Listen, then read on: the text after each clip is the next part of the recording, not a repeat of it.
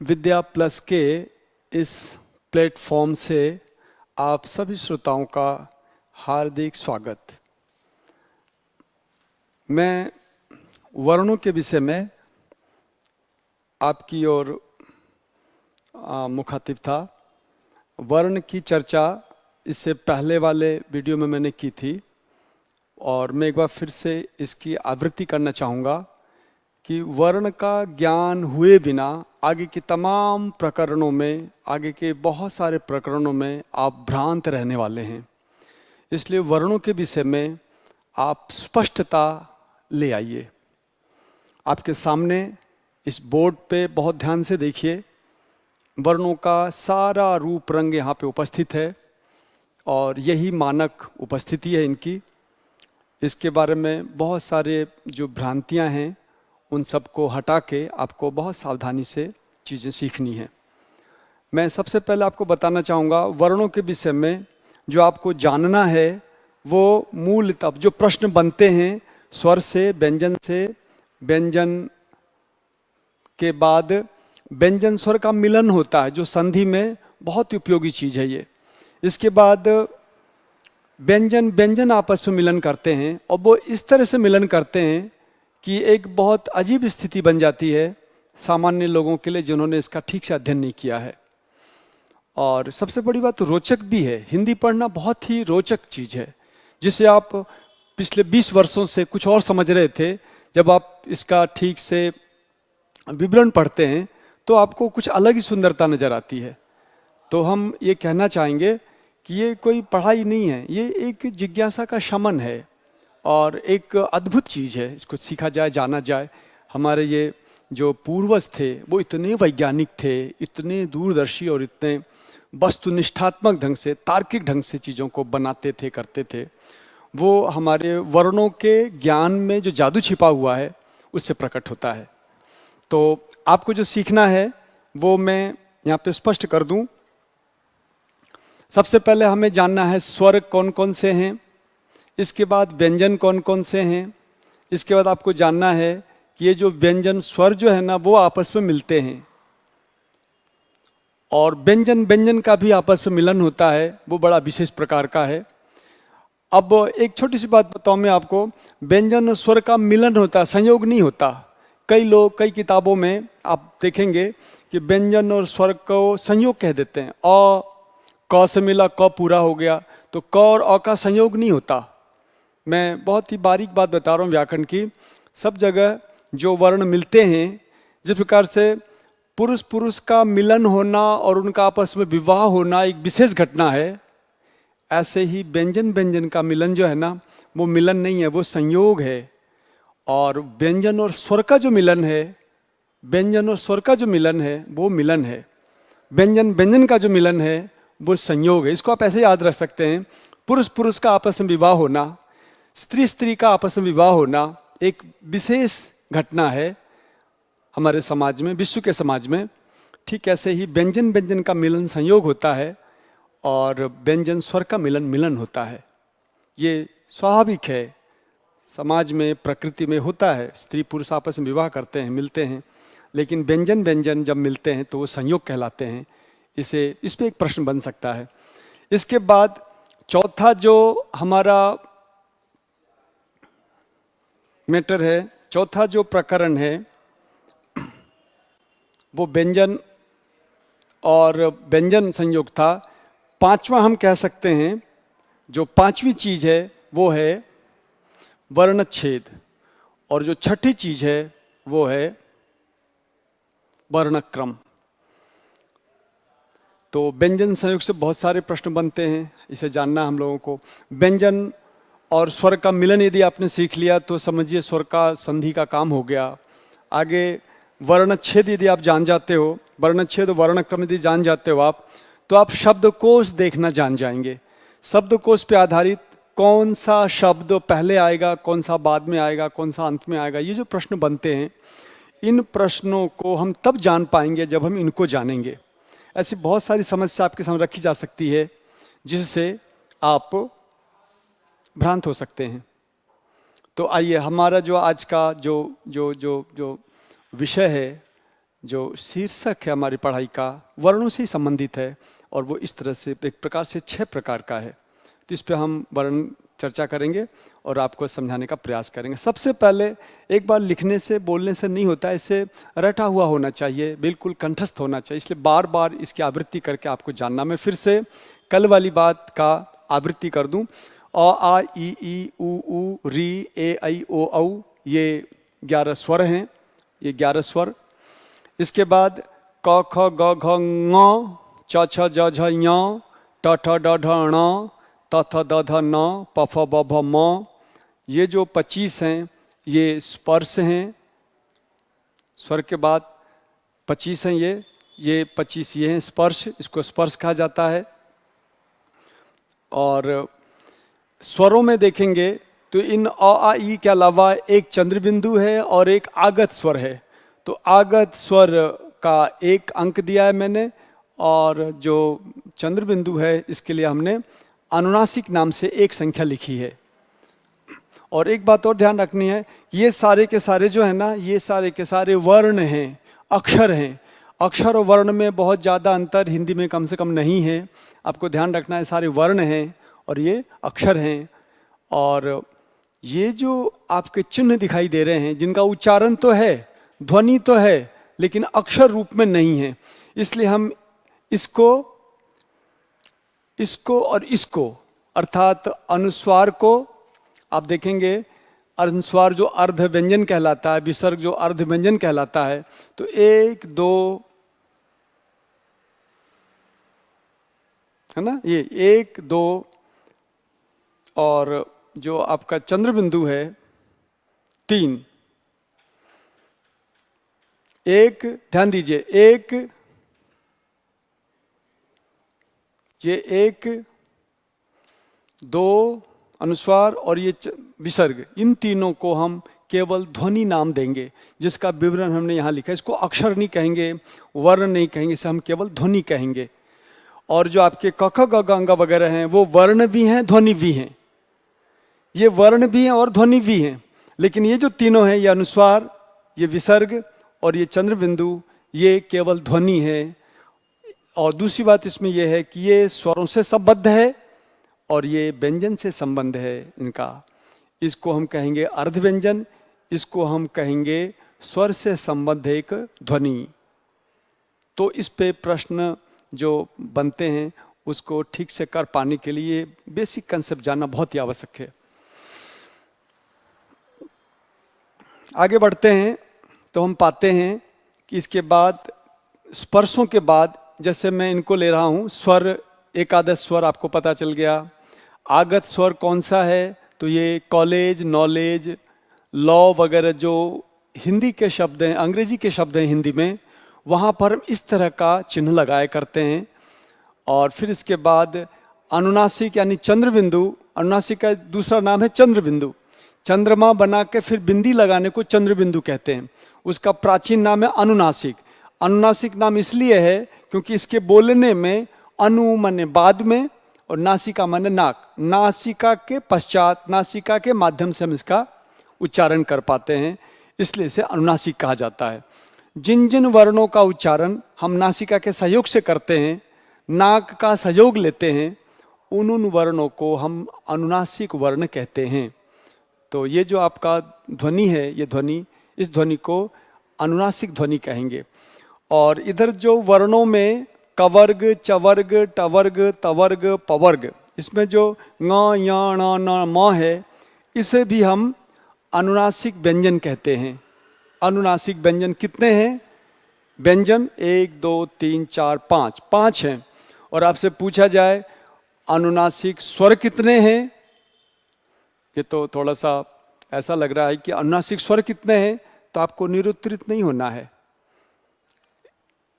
अनुनासिक स्वर के प्रश्न में आपको बताना है कि जितने भी स्वर हैं ना, ये सारे स्वर अनुनासिक हो सकते हैं। तो स्वर कितने हैं हिंदी में? 1 2 3 4 5 6 11 स्वर हैं। तो 11 तो हो गए अननुनासिक स्वर, जो अनुनासिक नहीं है। ये जो आपको लिखा दिख रहा है, ये सारे के सारे अननुनासिक स्वर हैं। अननुनासिक स्वर हैं, अर्थात निरनुनासिक स्वर हैं। तो निरनुनासिक या अननुनासिक ये स्वर हैं। और यदि इस पे चंद्र बिंदु लगा दिया जाए तो सारे स्वर अनुनासिक हो जाएंगे। अब प्रश्न बनता है अनुनासिक स्वर कितने हैं? तो एकादश। निरनुनासिक स्वर कितने हैं? एकादश। यानी 11 पे चंद्र बिंदु लगा दिया, ये सारे के सारे अनुनासिक बन गए। तो अनुनासिक का जो विलोम है वो है निरनुनासिक या अननुनासिक। अंत अनंत, अनुनासिक अनुनासिक अननुनासिक। तो अन लग करके हम नकारार्थक प्राप्त करते हैं। तो इस तरह से आप देखेंगे ये जो स्वर हैं, यदि चंद्र बिंदु लग जाता है तो अनुनासिक स्वर हो जाता है, और यदि चंद्र बिंदु नहीं लगाया है आपने तब हम इसे कहेंगे निरनुनासिक स्वर। नाम का कई बार क्या पारिभाषिक शब्द न जानने के कारण हम हिंदी व्यंजन से अज्ञात रहते हैं और हमें परेशानियों का सामना करना होता है। इसके बाद देखिए हमारे पास स्पर्श वर्ण है। ये 25 को ही स्पर्श कहा जाता है।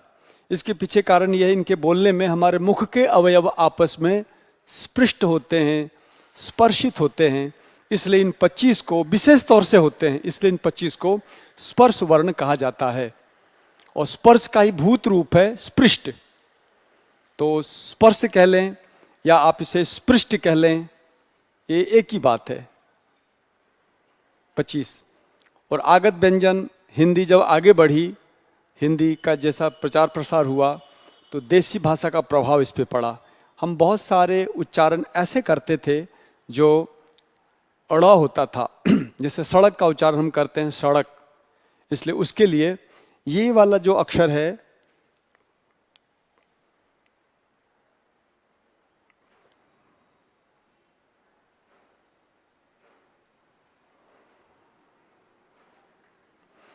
ये वाला जो आप अक्षर देख रहे हैं ड, इसके लिए सड़क के लिए उपयुक्त अक्षर नहीं था, क्योंकि इसका उच्चारण है ड, और हम कभी सड़क बोलते नहीं हैं, हम कभी सड़क नहीं बोलते हैं। लोग, संसार, समाज क्या बोलता है? सड़क बोलता है। सड़क सड़क ड़ ड़ ड़ ड़ ड़ ड ड़ ड ड़ ड। तो ड जहां बोला जाएगा वहां तो आएगा ये, और जब आप ड़ बोलोगे ड़, अब आप देख लीजिए किसके बोलने में ज़्यादा आयास और प्रयास की आवश्यकता होती।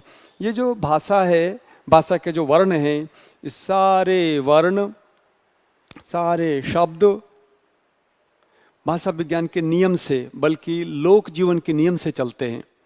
हमने ड का उच्चारण सीखा, जाना, लेकिन बाद में पता चला कुछ उच्चारण ऐसे भी थे जो ड नहीं थे, ड़ थे। उसके लिए इस ध्वनि का आविष्कार किया गया और ये हिंदी में सम्मिलित की गई। इस तरह से जब हम ढ़ पे आते हैं, ढ़ जो ध्वनि है, ढ़ ध्वनि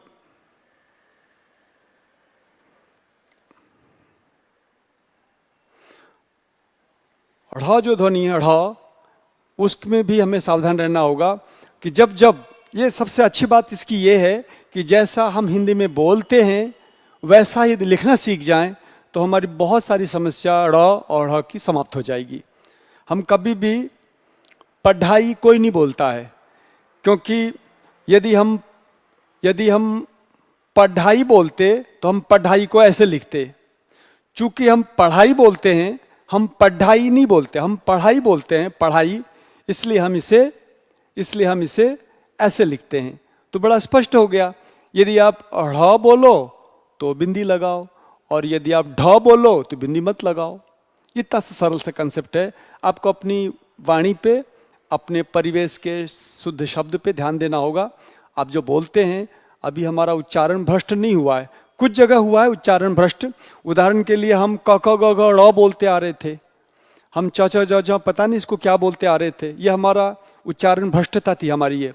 लेकिन इसका सही उच्चारण है क ख ग घ ङ च च ज झ ञ, क ख ग घ ङ च च ज झ ञ।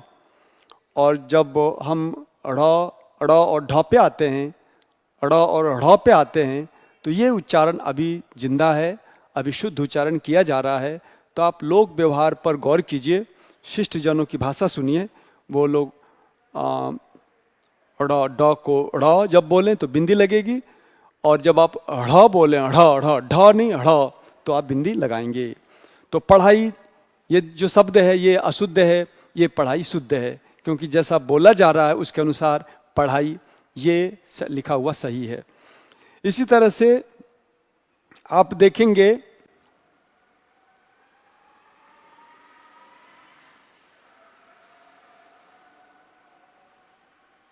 इसी तरह से आप आगे का ये विसर्ग है, आगे आते हैं। आगे वाले प्रकरण में आगत व्यंजन के बाद अर्ध व्यंजन की बात आती है। ये जो अनुस्वार है, इस अनुस्वार को हम ये अर्ध व्यंजन नाम देते हैं। इस विसर्ग को हम अर्ध व्यंजन नाम देते हैं। ये अर्ध व्यंजन है क्योंकि ये व्यंजन के ही हिस्से से टूट के ये आकृति बनी है या ये ध्वनि बनती है। हम जब अनुस्वार का उच्चारण करते हैं तो हल्का सा म या न का सहयोग लेते हैं, क्योंकि ये व्यंजन का प्रतिरूप है। कई बार अंग को अनुस्वार में परिणत करते हैं, कई बार य को बिंदी में बदलते हैं, कई बार न और म वगैरह संस्कृत में इसको अनुस्वार में बदला जाता है। इसलिए ये जो अनुस्वार है वो ङ य ण न म का प्रतिरूप है। आपको इतना सा ध्यान रखना है कि ये अनुस्वार जो है व्यंजन का ही प्रतिनिधि है, इसलिए इसमें हमें सावधानी बरतने की आवश्यकता है। इसके बाद वर्ण है व्यंजन के बाद अंतस्थ। अंतस्थ य व र ल, ये प्रश्न आया हुआ है आरपीएससी में। जब आरपीएससी एग्जाम लिया करती थी, शायद परिषदें जब एग्जाम लेती थी, जिला परिषदें, तब एक प्रश्न आया था कि य व र ल या य र ल व कौन सा मूल क्रम है, शुद्ध क्रम कौन सा है। तो वास्तव में ध्यान रखिए, य व र ल जो है मूल क्रम है, ये पाणिनि के ऐ उण ऋल ऋक ए ओंग ऐ औच हय वरट उस सूत्र से उद्धृत है। चूँकि मूल वो है इसलिए हम इसको य व र ल कहेंगे, शुद्ध क्रम कहेंगे। और बाद में किसी अज्ञात कारण से हिंदी में ऐसा चल पड़ा और हम य र ल व लिखने लग गए। तो ठीक है, हिंदी का क्रम आजकल चल रहा है, इसे हम विकृत नाम दे रहे हैं। ये जो है मूल नाम है, हमें चीज़ों से वाकिफ रहनी आवश्यक है कि हम जानें इन चीज़ों को। इसके बाद स ह है, इसके उच्चारण के बारे में मैं ज़्यादा जोर नहीं डालना चाहूँगा, क्योंकि उच्चारण पर डिस्कशन हो सकता है। लेकिन यहाँ पर एक बार हम सामान्य वर्ण ज्ञान की बात कर रहे हैं, उच्चारण की चर्चा हम अगले सेशन में करेंगे जब हम उच्चारण का ही पाठ लेंगे। ठीक है, तो आप देखिए यहाँ पे स ह को हम ऊष्माण या ऊष्मा वर्ण कहते हैं, या फिर हम ऊष्म संज्ञक वर्ण भी कह सकते हैं। देखिए बहुत बहुत बारीक चीज़ है। या तो आप इसे ऊष्मा वर्ण ऊष्मा कहिए, या फिर इसे ऊष्माण कहिए, या फिर ऊष्म वर्ण कहिए। ऊष्मा वर्ण नहीं होता है, ऊष्म वर्ण। तो ऊष्म वर्ण एक नाम, ऊष्मा दूसरा नाम, ऊष्माण तीसरा नाम इसका हो सकता है। किसका? स ह का, क्योंकि इसके बोलने में हमारे मुंह से हवा गर्मी ज़्यादा निकलती है, इसलिए इसको अपेक्षाकृत ज़्यादा गर्मी निकलने के कारण हम इसे ऐसा नाम देते हैं। इस तरह से सामान्य वर्ण परिचय हो गया। वर्ण परिचय के बाद हम स्वर के बारे में, आप हमारे आगे के वीडियो में जब हम क्वेश्चन सेशन करेंगे तो इसके बहुत सारे प्रश्न निकलते हैं। उन प्रश्नों को कर लेने के बाद ये आत्मसात हो जाता है। एक बार चीज़ों को पढ़ना, समझना, फिर उसको रिटेन रखना, उसको तैयार रखना, ये बहुत आवश्यक है। यदि आपने केवल पढ़ा है, समझा है, तो ठीक है, 50-60% आप तैयार है। लेकिन जब तक आप इसे याद नहीं कर लेंगे तब तक आप प्रश्न में उलझ जाएंगे। तो स्वर, व्यंजन, व्यंजन स्वर, आज इन दोनों चर्चा के बाद, इन कल और आज के उसके बाद मैं व्यंजन और स्वर के मिलन पे आना चाहता हूँ। आप इसका शॉर्ट सीन ले लें या फिर आप इसको बाद में देखें। ये बहुत ही आवश्यक चीज़, सारा जो व्यंजन क्रम हमने बताया था इसमें सारा आया हुआ व्यंजन और स्वर, इसको ध्यान से आपको याद रखना है। इसमें कोई भी विसंगति या कोई भी भ्रांत होने की आवश्यकता नहीं है। अभी तो भ्रांतियों, क्योंकि हमारी कक्षा भ्रांति दूर करने के लिए है। हमारी कक्षा केवल सामान्य नहीं, विशिष्ट लोगों की भी जो भ्रांति है वो इससे दूर हो जाए, ये हमारा परम लक्ष्य है। और हिंदी के विषय में स्थिति बहुत अच्छी नहीं है। अंग्रेजी के विषय में तो स्थिति तब भी अच्छी है। अंग्रेजी यद्यपि उतनी वैज्ञानिक भाषा नहीं है, उसमें ऐसी अव्यवस्थाएं हैं, लेकिन लोगों ने उन सारी अव्यवस्थाओं को संभाल के इतना ढंग से प्रस्तुत किया है कि आज सब जगह वाह वाह भी हो रही है अंग्रेजी की। और हमारी ये जो हिंदी रूपी दुल्हन है, इतनी प्यारी है, इतनी गुणवती है, बावजूद इसकी मार्केटिंग नहीं होने के कारण, या फिर इसकी उन योग्यताओं को, इसकी इन विशिष्टताओं को समझ न पाने के कारण लोग इसे विरूपित करते जा रहे हैं, और व्यर्थ में हमारी जो हिंदी है वो बदनाम हो रही है। इसकी सुंदरता लोग समझ नहीं पा रहे हैं, कितनी सुंदर है ये, कितनी अच्छी है ये। हम पता नहीं क्या क्या बोलते जाते हैं, ये अंगा या नाना पता नहीं क्या क्या है। अभी आप देखेंगे, जब मैं अब यही मूल बात देखिए, व्यंजन और स्वर का मिलन होता, संयोग नहीं होता। पूरी किताब, वो चाहे भारत सरकार हिंदी निदेशालय की पुस्तक हो, चाहे किसी और की, सब ने भ्रांति फैला रखी है हर मामला। अभी तो भ्रांतियों का खुलासा एक एक करके होने वाला है, और ये डंके की चोट पे, ऐसा नहीं कि कोई पूर्वाग्रह की वजह से या हिंदी के प्रति अतिशय भावुकता की वजह से मैं ऐसा कह रहा हूँ। यहाँ भावुकता का रत्ती मात्र भी मिलने वाला नहीं आपको। जो कुछ मिलेगा विज्ञान पे आधारित, तर्क के आधारित। असल में हिंदी लिखने वाले लोग पिछले 100 वर्षों से ठीक से हिंदी को समझ ही नहीं पाए। हिंदी जानने वाले लोग, हिंदी के बड़े लेखक, पता नहीं ठीक से नकल भी नहीं कर पाए। बड़ा आश्चर्य होता है, हिंदी में कुछ काल्पनिक बात देने की बजाय, कुछ संप्रत्यय देने की बजाय, वो ठीक से नकल तक नहीं कर पाए। तो उन सारी बातों को मैं बारी बारी से लेने वाला हूँ। मैं स्वनामधन्य कामता प्रसाद गुरु जी का नाम अवश्य लेना चाहूँगा यहाँ पे। उन्होंने कुछ ऐसी बातें उसमें कर दी अपनी पहली किताब में, जो हम पिछलग्गू लोग अभी तक उसको लेके चल रहे हैं। उन्होंने कुछ प्रमाद हो गया आचार्य वर से, बड़े माननीय और आदरणीय हमारे लिए, तो उनसे जो प्रमाद हुआ आज तक हम उसको ढोए जा रहे हैं। अरे हमारी तो परंपरा है। भगवान पाणिनि से जो बात रह गई थी उसे कात्यायन ने ठीक किया, और कात्यायन से भी जो बात बच गई थी उसे भगवान महाभाष्यकार ने ठीक किया, और बाद में भट्टोजी दीक्षित जैसे लोग हुए जिन्होंने संस्कृत व्याकरण को और परिशुद्ध किया। तो हिंदी में क्यों नहीं ऐसा हो सकता है? तमाम ऊट पटांग बातें। मुझे बहुत आश्चर्य होता है जब मैं बच्चों को, जिज्ञासु बच्चों को पढ़ाता हूँ। कल की बात है, एक बच्चा पूछता है मुझसे कि सर ये आप स्वर विसर्ग संधि कह रहे हो, विसर्ग तो है ही नहीं इसमें।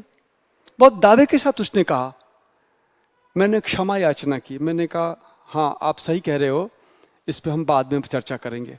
फिर मैं कितनी बार माफी मांगू बच्चों से, क्यों कि सारे हिंदी के कर्ता धर्ताओं ने सारा मामला भ्रष्ट कर रखा है। सारी हिंदी ही चौपट है। मैं तो सीधे लांछित करता हूँ भारत सरकार के हिंदी निदेशालय को, कि उनमें इतनी भी अभी तक समझ नहीं आ पाई है 100 साल बाद भी, कि वो हिंदी को सुधार सके। राजभाषा राजभाषा राजभाषा, पता नहीं कैसी राजभाषा। राजभाषा का राजत्व कहाँ गया?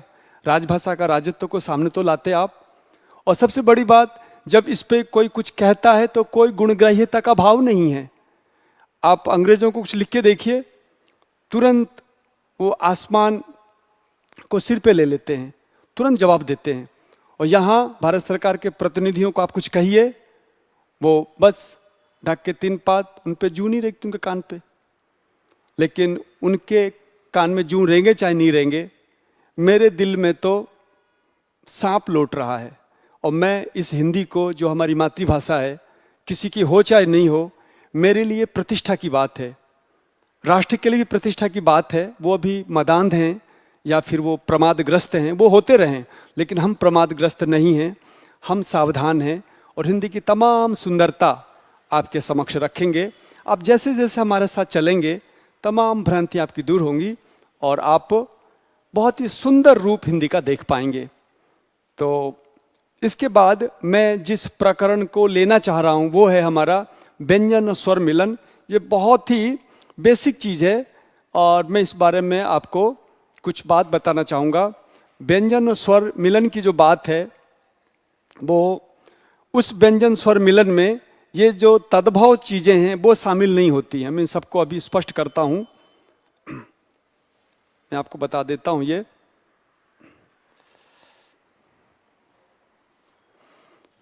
हमारा आज का है व्यंजन और स्वर का मिलन। फिर यदि समय मिलता है तो मैं व्यंजन और व्यंजन के संयोग के बारे में भी चर्चा करने जाऊंगा, चर्चा करूंगा। यदि समय नहीं मिला तो मैं आज व्यंजन स्वर के मिलन तक ही बात को सीमित रखूंगा।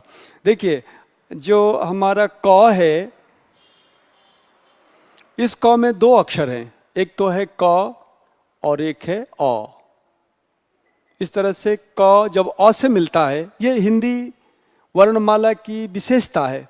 जब ये अ इससे मिलेगा तो अ एक तरह से लुप्त हो जाएगा, अ दिखाई नहीं देगा, और इसके नीचे जो हल चिन्ह, इसे हल चिन्ह कहते हैं, यह हल चिन्ह हट जाएगा। बस सरल सा एक संप्रत्यय है, एक कंसेप्ट है, वो ये कि क अ को मिलाएंगे तो दोनों मिलके क्या बनाएगा, क बनाएगा। अब आपको ये मान के चलना, इस क में अ अंतर्विष्ट है, क अंतः प्रविष्ट है, उसके अंदर डला हुआ है, ये आपको मानना होगा। तो किस किस व्यंजन में कौन कौन से स्वर मिलते हैं तो क्या रूप बनता है, उसी को कहते हैं हम व्यंजन और स्वर का मिलन। तो आइए इसका एक प्रारूप लिख लेते हैं, आपके समझ में ये पूरी बात आ जाएगी। देखिए, सबसे पहले हम लेते हैं क में जो है हम स्वर को मिलाते चलेंगे। क, चूंकि ये क यहाँ जो लिखा हुआ है, जितने भी वर्ण लिखे हुए हैं, सारे वर्ण बिना स्वर के लिखे हुए हैं। मैं स्वर क्यों डालूं इसमें, जब मैं व्यंजन की चर्चा कर रहा हूं। ये चूंकि व्यंजन का प्रकरण है तो मैंने सारे वर्णों को, जो व्यंजन है, उनको स्वर रहित लिखा है यहाँ पे। इसे स्वर रहित ही लिखा जाना चाहिए। स्वर रहित जान लेने के बाद फिर इसमें कैसे कैसे स्वरों के मिलने से क्या बनता है, वो बहुत ही आवश्यक होगा। यदि आप बिगिनर्स हैं, यदि आप आरंभ करने जा रहे हैं, इसके जानने के बाद बहुत सहायता मिलेगी आपको। हिंदी एकदम आपके ठीक से समझ में आ जाएगी। तो क में अ मिलाएंगे तो इन दोनों के मिलान से बनेगा क। क में यदि आपने आ मिलाया है तो इन दोनों के मिलन से बनेगा आ, सॉरी इन दोनों के मिलन से बनेगा का। यदि क में आप लघु ई को मिलाते हैं तो इससे बनता है की, और यदि इस क में आप दीर्घ ई को मिलाते हैं तो ये बन जाता है की।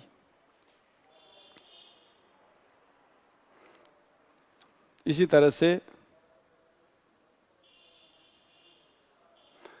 हम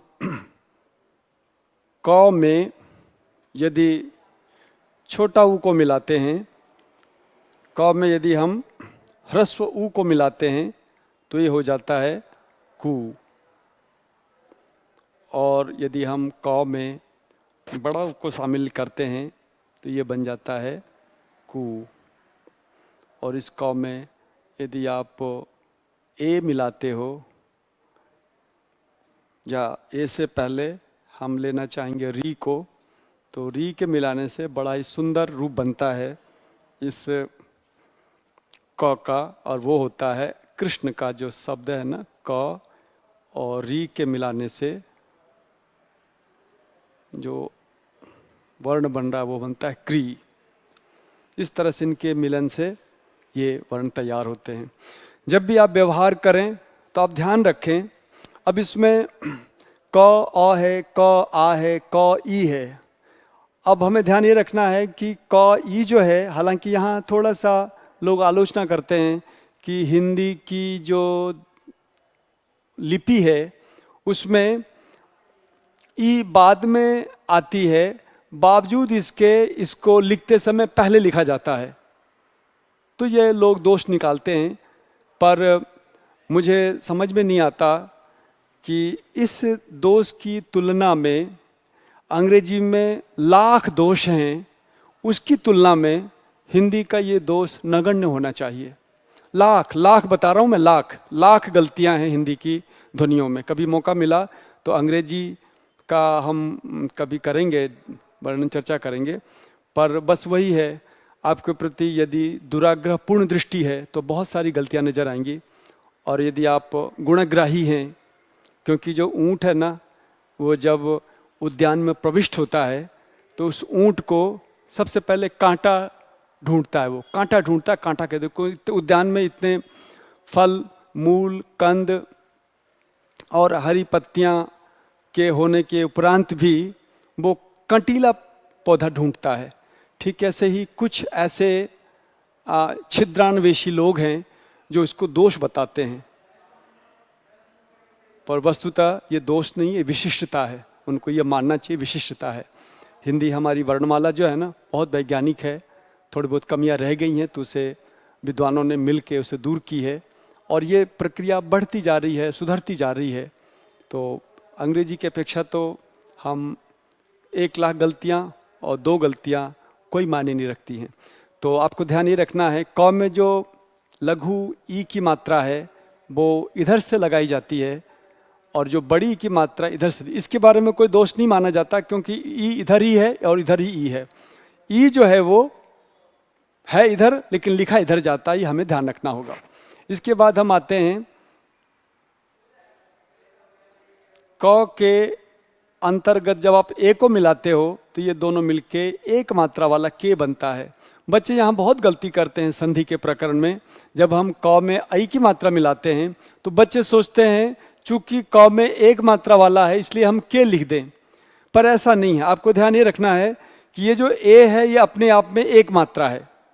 एक मात्रा यहाँ लग गई, और फिर इसके बाद जो इसमें एक मात्रा और लगी हुई है, इसलिए एक मात्रा ये, एक मात्रा ये, 2 मात्रा वास्तव में इस आई में है।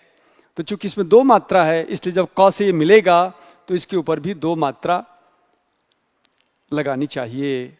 इसमें सावधानी बरतने की आवश्यकता है, क्योंकि आगे प, फ, च, छ, ट, ठ, त, थ हर वर्ण के ऊपर इस तरह की मात्रा आई जोड़े जाने पर 2 मात्रा लगानी चाहिए। क्योंकि यदि कोई, और एक बात और ध्यान रखना है कि ए के ऊपर इस तरह 2 मात्रा कभी होती नहीं है, क्योंकि ये संधि प्रकरण में जब आप संधि सीखेंगे तो वृद्धि संधि में ऐसी बहुत सारी भ्रांति और त्रुटि बच्चों से हो जाती है। इसे हमें ध्यान रखना है। इसके बाद आई के बाद आता है ओ। तो क से जब आप ओ जोड़ते हैं तो ये बनता है को। क से जब आप औ जोड़ते हैं तो ये बनता है औ।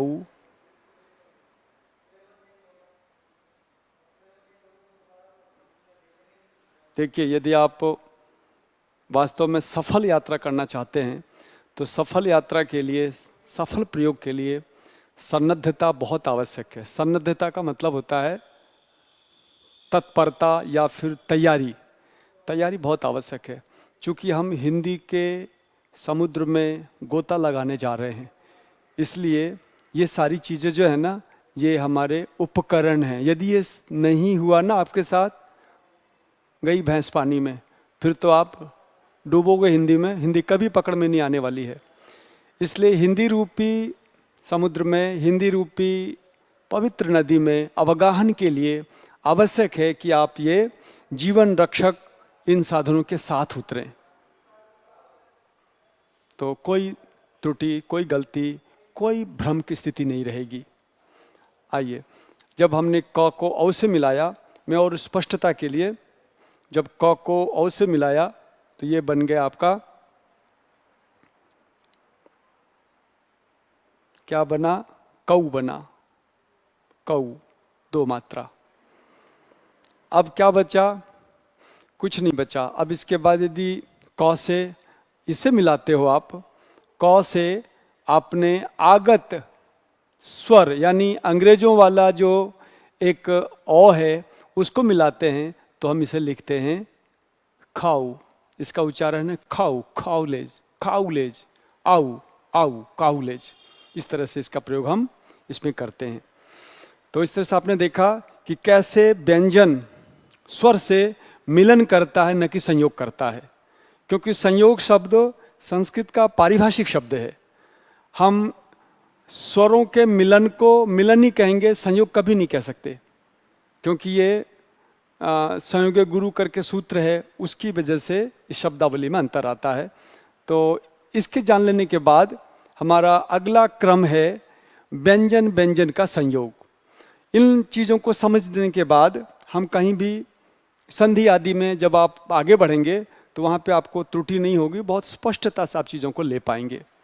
इसलिए जैसा मैंने पहले कहा, यदि आप किसी यात्रा प्रसंग पे चल रहे हैं तो पहले से ही पाथे लेके चलना ज़्यादा अच्छा होता है। यदि तैयारी पहले से नहीं है तो रास्ते में दुखी होना पड़ता है। तो हिंदी ज्ञान के लिए जो अपेक्षित संसाधन हैं, जो आवश्यक उपकरण हैं, इसको लेके हम हिंदी के साथ आगे बढ़ेंगे। अब हम इसको ठीक से आप समझ लें, देख लें और इसे बार बार करें ताकि आप इसको ठीक से कर सकें। इसके बाद हमारा क्रम होगा, मैं यहाँ से इनको सबको साफ कर दूं और फिर मैं चाहूँगा कि आप देखें व्यंजन व्यंजन कैसे मिलते हैं।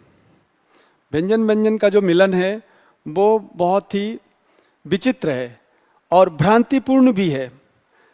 आप देखेंगे हिंदी निदेशालय के मानक हिंदी वर्तनी में 4 अक्षरों को लिखा है, उससे लिखा है संयुक्त व्यंजन, छ त्र ज्ञ और स्र। तो यदि आपसे पूछा जाए कि हिंदी भाषा में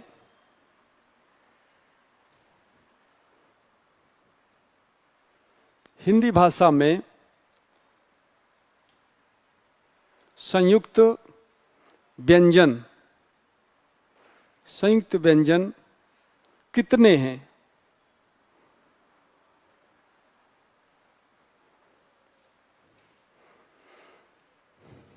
तो हम उत्तर दे देते हैं आपको। 4 विकल्प देते हैं, क्ष, त्र, ज्ञ, स्र। क्ष, त्र, ये वास्तव में ये क्ष ही है, इसको हम इस तरह से लिख लेते हैं, क्ष, त्र, ज्ञ और प्र। फिर हम लेते हैं क्ष, त्र, ज्ञ और स्र। फिर यहाँ लेंगे हम इनमें से कोई नहीं।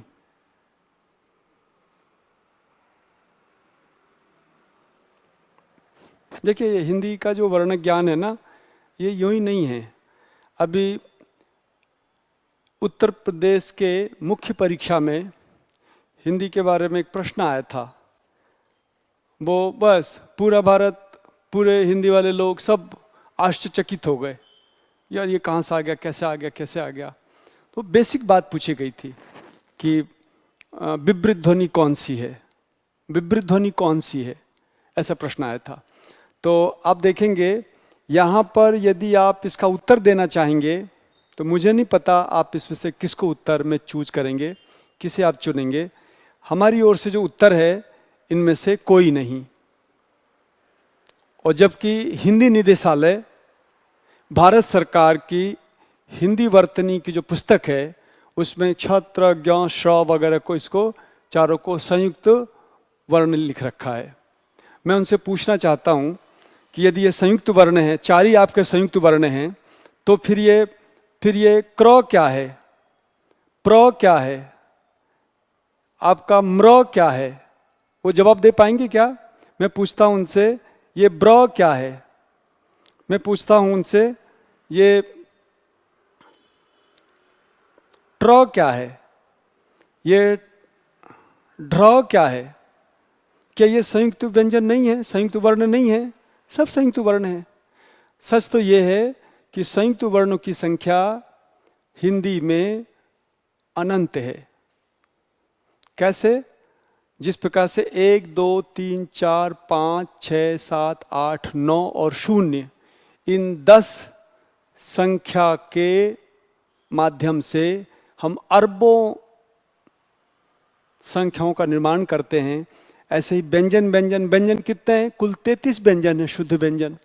उनके साथ जब दूसरे वर्ण आपस में मिलेंगे, यानी एक व्यंजन 32 से मिलन कर सकता है, इतनी संभावनाएं हमारी हिंदी व्यंजन में है, वर्णमाला में है।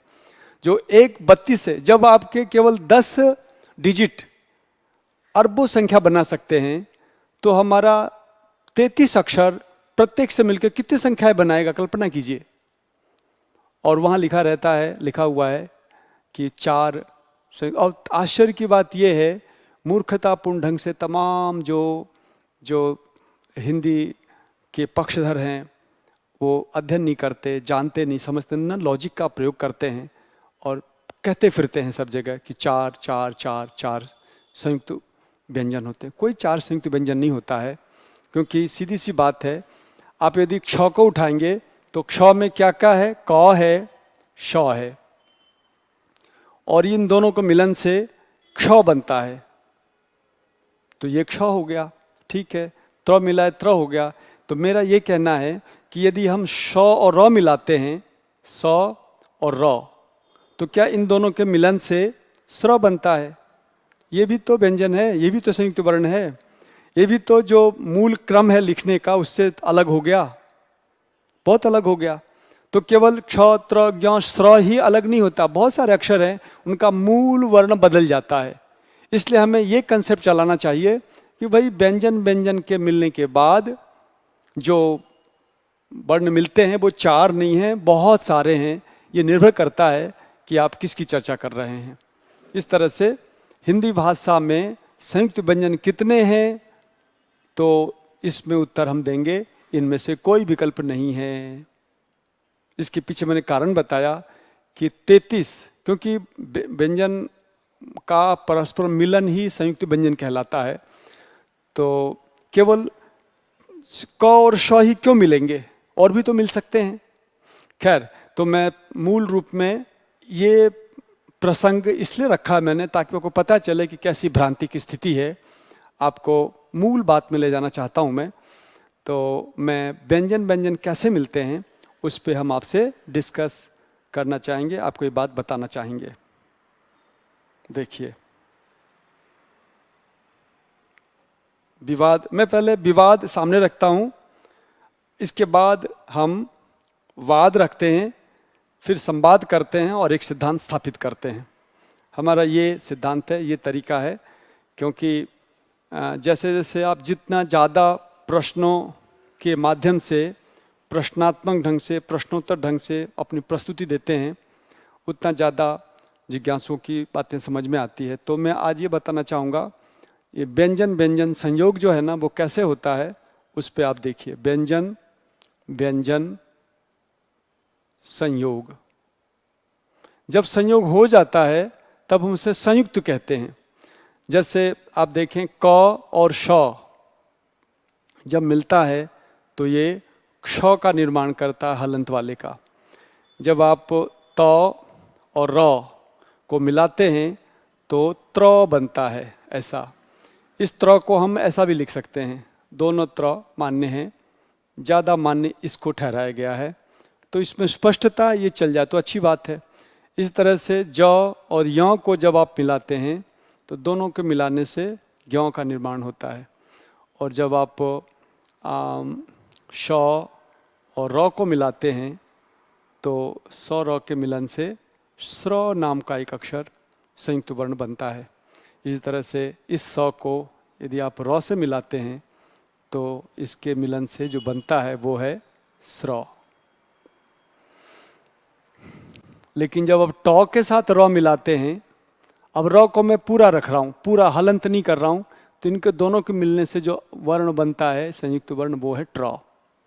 तो इस तरह से आपस में व्यंजन व्यंजन मिलके और संयुक्त वर्ण बनाते चलते हैं। इनको जानना बहुत आवश्यक है। इनको बिना जाने हम संधि में, हम प्रत्यय में और हम शब्दकोश देखने में भ्रांत हो सकते हैं, हम सटीक प्रश्न का उत्तर नहीं दे पाते हैं।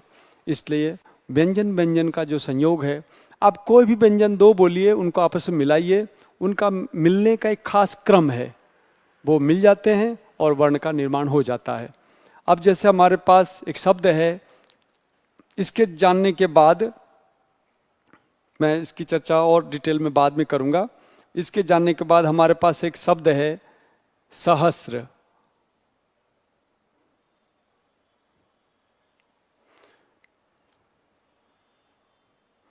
और अस्त्र, या हम इस अस्त्र को कई बार हम इसे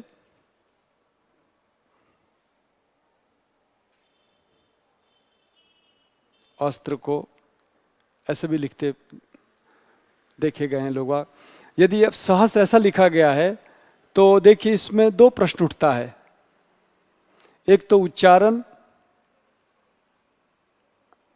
और एक वर्णच्छेद। वर्णच्छेद का मतलब होता है वर्णों को अलग अलग करना। ये दोनों चीजें विद्यार्थियों का भ्रष्ट है, क्योंकि बच्चे सहस्त्र को, वास्तव में इसका उच्चारण है सहस्त्र, सहस्त्र, और इसका उच्चारण किया जाता है सहस्त्र। ये हिंदी के साथ ही ऐसा होता है। बाकी तो अंग्रेजी के तो बाल की खाल उधेड़ी जा रही है, बाल की खाल देखे जा रहे हैं, फलना अक्षर क्या उच्चारण है, उसका का क्या उच्चारण, उसका क्या उच्चारण है। अंग्रेजी में इतनी उच्चारण भ्रष्टता है, बावजूद उसके एक एक बात पे, एक एक अव्यवस्था पर सैकड़ों नियम बनाए जा रहे हैं। लेकिन हिंदी में सही सलामत शब्द को भी ऊट पटांग ढंग से बोला जा रहा है। ये वास्तव में सहस्त्र नहीं है, ये सहस्त्र है। ये आपको तब पता चलेगा जब वर्णच्छेद जानेंगे। यदि सहस्त्र को तोड़ा जाए तो इस तरह से होगा, स, फिर सौ में अ, फिर ह में अ, ठीक है। और स्र को जब तोड़ेंगे तो स्र के तोड़ने में हमारा वर्ण आएगा कौन सा, स र, स आधा र आधा फिर स्र। और यदि पूरा है अ तो स र और अ, इस तरह से। अब आप देखिए सहस्त्र को हम इस तरह से यदि वर्णच्छेद करते हैं तो स अ ह अ स र और अ, इसका सही उच्चारण क्या होगा, सहस्र ऐसा होगा, न कि सहस्त्र होगा, क्योंकि त है ही नहीं उसमें। तो फिर हम सहस्त्र का उच्चारण सहस्त्र यदि कर रहे हैं तो स्पष्ट है कि हम उसे लिखेंगे भी। हम दो गलतियां कर रहे हैं, एक तो उच्चारण गलत कर रहे हैं और वर्णच्छेद हमारा गलत है, क्योंकि वर्णच्छेद आप त डालोगे बीच में तो जाहिर है इसका क्रम शब्दकोश में यहां से उठा के वहां कर दोगे आप, बीच में त के आने के कारण। तो एक छोटी सी गलती से पूरी श्रृंखला दूषित होती है। इसी तरह से अस्त्र को देखिए, अस्त्र को जब हम अलग करेंगे तो अस्त्र ऐसा होगा, अ स त र और अ। इसका जो उच्चारण होगा वो अस्त्र नहीं होगा, इसका उच्चारण होगा अस्त्र, त्र होगा। और जब हम इसको अलग अलग लिखेंगे तो कई बार होता क्या है कि इसी की, इन अक्षरों को, इन शब्दों का अभ्यास अधिक होने के कारण हम सहस्त्र को भी सहस्त्र बोल देते हैं, उसका प्रयोग करते हैं। तो हमें ये सब ध्यान रखना होगा। तो वर्णच्छेद, व्यंजन व्यंजन जब हम सीख लेते हैं तब हम समझ पाते हैं कि हमारा जो अगला टॉपिक है जिसमें हम वर्ण छेद और शब्दकोश का जो क्रम है उसको हम ठीक से कैसे व्यवस्थित करें, उसकी जानकारी हमें मिल सकती है। यदि हमने इस पर ध्यान नहीं दिया तो हमारा ये सारा जो प्रयोग है वो शब्द निर्भ्रांत नहीं रहेगा। हम पूरी भ्रांति के साथ इसको प्रस्तुत करेंगे और वही आगे चल के न तो हमें उपसर्ग समझ में आएगा, न संधि समझ में आएगी, न हम प्रत्यय समझ पाएंगे, और जिंदगी भर अशुद्ध शब्द लिखते रहे हैं, लिखते रहेंगे। परीक्षाएं होती रहती हैं, जाती रहती हैं, और जिंदगी भर व्यक्ति पढ़ता नहीं रहता है। कम से कम भाषा तो एक बार पढ़ लेने के बाद आ जानी चाहिए, और उसमें ठीक से नहीं आने का कारण ये होता है कि हमें उसका कंसेप्ट पता नहीं होता, हमें उसका संप्रत्यय पता नहीं होता है, इसलिए हम गलत करते हैं। उदाहरण के लिए अब जो अगला क्रम था उसमें हम वर्णच्छेद जो हमने लिया था, तो वर्णच्छेद यदि हम लेते हैं तो देखिए हमारे पास शब्द है रामायण, है ना, हमारे पास शब्द है रवि, हमारे पास शब्द है कृषक, ठीक है ना, हमारे शब्द है सौदामिनी,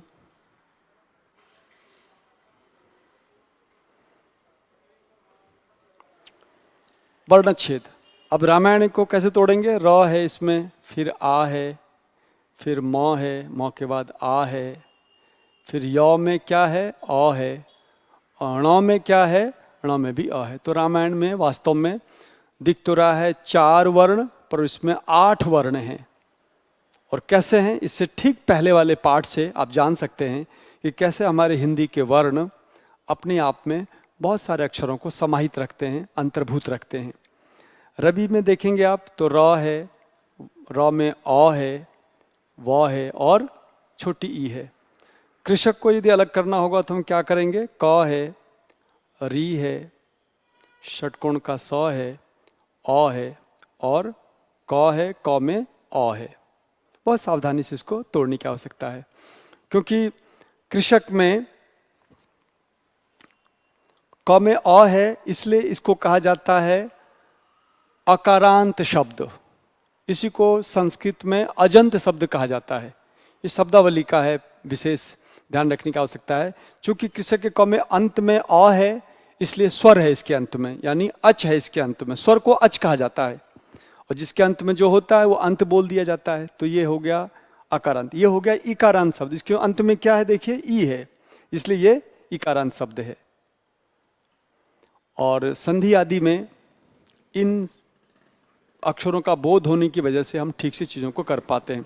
सौदामिनी को देखिए, सौदामिनी में स है, इसके बाद औ है, सौ। द में कौन सा अक्षर है? आ है। म में कौन सा अक्षर है? चूंकि इधर से मात्रा है तो छोटी ई है। न में कौन सा वर्ण है? बड़ी ई है। सौदामिनी। तड़ित, सौदामिनी, विद्युत, चंचला, चपला, अपी। इस तरह से सौदामिनी को हमने वर्णच्छेद इसे कहते हैं। यदि आपने ठीक से वर्णच्छेद सीख लिया तो शब्दकोश में कौन सा अक्षर पहले आता है, कौन सा बाद में आता है। हर टॉपिक के 2-2, 3-3 चरण हैं। एक चरण तो ये है, जैसे शब्दकोश में हमें देखना हो कि भाई कौन सा शब्द पहले आता है या बाद में आता है, उसको देखना हो तो हम सामान्य नियम पहले चरण में ये बात जानेंगे। इसके आगे भी एक और चरण है। यदि उस चरण से प्रश्न आ जाए तो फिर आपका समय बहुत लगेगा आपको शब्द बताने में कि कौन सा शब्द पहले कौन सा बाद में है।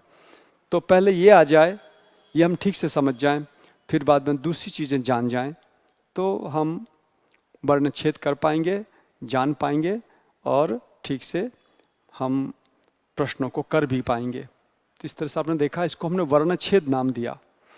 वहीं वर्णच्छेद की चर्चा थोड़ा सा आगे यदि करें हम, तो आप पाएंगे कि वर्णच्छेद जो है इतना सरल भी नहीं है।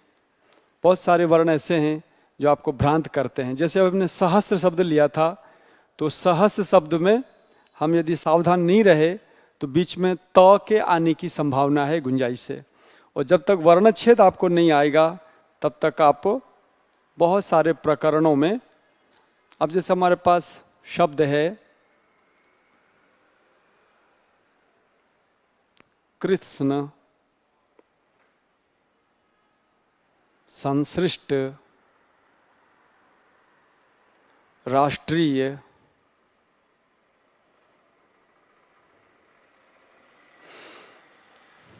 अजस्र,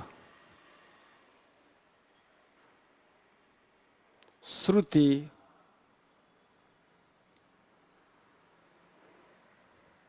ये वो वर्ण हैं जिसमें व्यंजन व्यंजन मिलन है और उसको ठीक से सावधानी से तोड़ने की आवश्यकता है। तो पूर्ववर्ती जो नियम है उसके अनुसार यदि चला जाए तो इसको आराम से तोड़ा जा सकता है। इसे आप तोड़ें, देखें कैसे टूटता है ये, है ना। जैसे कृष्ण है तो इसको तोड़ते समय हम ध्यान रखेंगे कि क सबसे पहले आएगा, फिर इसके बाद री मात्रा लिखी जाएगी, फिर त हलंत है तो ये हलंत वाला त, ये आधा त है। ये जो त होता है जिसमें स्वर नहीं होता है उसके लिखने के दो ढंग हैं, हर व्यंजन के दो ढंग हैं। जो पहले हमने ये लिखा हुआ है ये एक तरह से एक ढंग ये है, जब ये किसी से मिलता है, इसमें भी दो तरीके हैं। जब ये किसी से मिलता है, अब जैसे त को हमने स से मिलाया तो त ऐसा हो गया। इसने क्या क्या खोया, इसने अपने डंडे को पाई को खोया और हलंत को खोया। डंडे को और पाई को ये खो देता है जब किसी से मिलता है। तो समाज का भी यही नियम है, जब हम किसी से मिलते हैं तो हमें अपना ईगो या अपना अभिमान या अपना स्वत्व को थोड़ा सा झुकाना पड़ता है, तब हम किसी से मिलते हैं।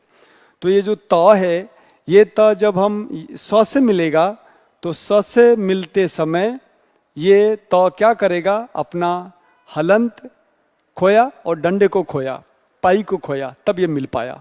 तो कृष्ण, ये देखिए कृष्ण, इनको जब मिलाओगे आप तो ऐसा बन जाएगा। स को भी, स भी जब नौ से मिलता है, स जब नौ से मिलता है तो स क्या क्या खो रहा है, डंडे को खो रहा है, फिर वो हलंत को खो रहा है। ये मिलने का ढंग है, बार बार हमें प्रैक्टिस करके ध्यान रखना होगा। अच्छा, नौ जो है अ से मिलता है तब भी ये डंडे को खोता है और अ को अपने अंतर्भूत कर लेता है, अपने अंदर कर लेता है। देखिए नौ, नौ में क्या हुआ, हलंत हट गया और आ के अंतर्विष्ट हो गया। तो कृष्ण का वर्णच्छेद ऐसे होगा। कृष्ण का मतलब होता है संपूर्ण, कृष्ण का मतलब होता है संपूर्ण, सारा। संसृष्ट, इसमें देखिए स है, फिर अ अंतर्विष्ट था जो कि अनुस्वार वाला था, स, और इसके बाद तो सरल ही है, स है, स में री है। अभी देखा आपने, क में हमने री को अंतर्विष्ट करके लिखा था क्या, क्री। ऐसे हर व्यंजन के साथ समझ जाइए, हर व्यंजन में जब री जोड़ेंगे तो कुछ इस तरह से आएगा, सृष्ट, सृष्टि के रूप में आएगा। तो संसृष्ट, षटकोण का स लिया हमने, फिर ट लिया और अ लिया, है ना। अब विश्वास मानिए, आप आगे कुछ पढ़ने की बजाय इसी पे थोड़ा ध्यान दे दें यदि, तो आगे की सारी चीज़ें बहुत इजी हो जाएंगी और आपके जो 2 नंबर 3 नंबर परीक्षाओं में घट रहे थे उसकी पूर्ति हो जाएगी। आपको फिर स्वाध्याय से भी आप बहुत सारी चीज़ों को समझ पाएंगे, कर पाएंगे। राष्ट्रीय देखिए, राष्ट्रीय को तोड़ने में र, आ, षटकोण का स, फिर ट, र, बड़ी ई, य और अ, ये हो गया राष्ट्रीय। अजस्त्र में जैसा कि स्पष्ट है, अ ज में अ है इसलिए अ लिखेंगे, इसके बाद स लिखेंगे, र लिखेंगे और अ लिखेंगे, अजस्त्र। यहाँ जो अजस्त्र है वो त वाला नहीं है, स र वाला है, क्योंकि हमारे पास एक स्र नाम का एक अज्ञात अक्षर आज सामने आया है जो त्र जैसा लगता है, जो त्र जैसा लगता है। ये स्र जो है ना वो त्र जैसा लगता है, पर वास्तव में त्र नहीं है, ये स्र है। कौन सा स्र, जिसमें कि स, र और अ आता है। इससे हमें बचना है, ध्यान रखना है कि त इसमें नहीं है। श्रुति में आप देखेंगे श है, र है और ऊ है तो ऊ। कई बच्चे इसमें अ जोड़ देते हैं, ऐसा नहीं है। ये सब भारत सरकार के द्वारा भड़काए हुए और भ्रांत किए हुए बच्चे हैं, क्योंकि भारत सरकार ने मूल जो अक्षर सिखाया है वो उन्होंने क ऐसा सिखाया है, जबकि मूल का ऐसा नहीं होता है। बच्चे ये सोचते हैं कि क में अ पहले से ही है, ऐसा नहीं है। किसी भी व्यंजन में एक ही स्वर रहता है। चूंकि यहाँ पर श र है तो र में चूंकि ऊ लगा हुआ है तो अ नहीं रहेगा, केवल ऊ ही रहेगा। एक व्यंजन एक स्वर, एक व्यंजन एक स्वर।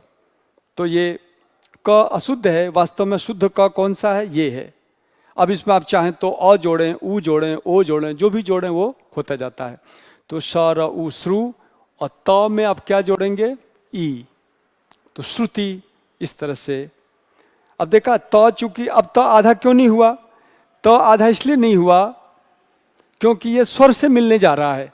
यहाँ हमने ये बताया था जब तो किसी से मिलता है तो वो आधा हो जाता है। किस रूप में?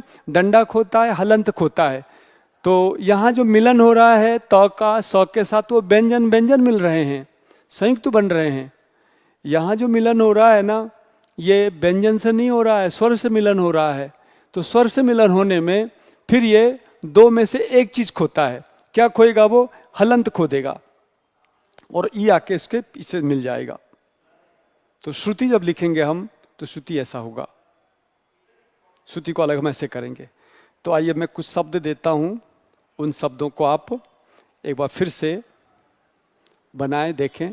क्योंकि वर्णच्छेद का जो काम है ना, बहुत ही रोचक काम है, बहुत ही प्यारा काम है, आपको आनंद आएगा। आप कहीं अटकते हैं तो इसका मतलब है कि आपने वर्णों को ठीक से नहीं प्रैक्टिस किया, अभ्यास ठीक से नहीं किया है। और नहीं अटकते हैं तो आप मानिए कि आपने वास्तव में हिंदी के जड़मूल को समझ लिया है। और जिस दिन आपने हिंदी के जड़मूल को समझ लिया, उस दिन आप आराम से हिंदी की तमाम चीज़ों को कर पाएंगे, है ना। तो आइए मैं कुछ शब्द देता हूँ, आप इसे अलग अलग कीजिए।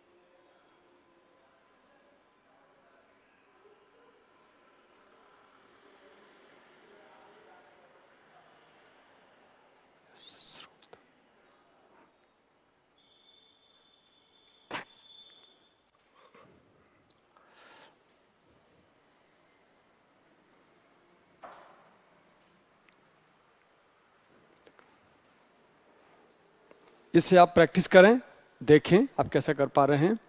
मैं अगले सेशन में पुनः आपसे मिलूंगा, तब तक के लिए धन्यवाद।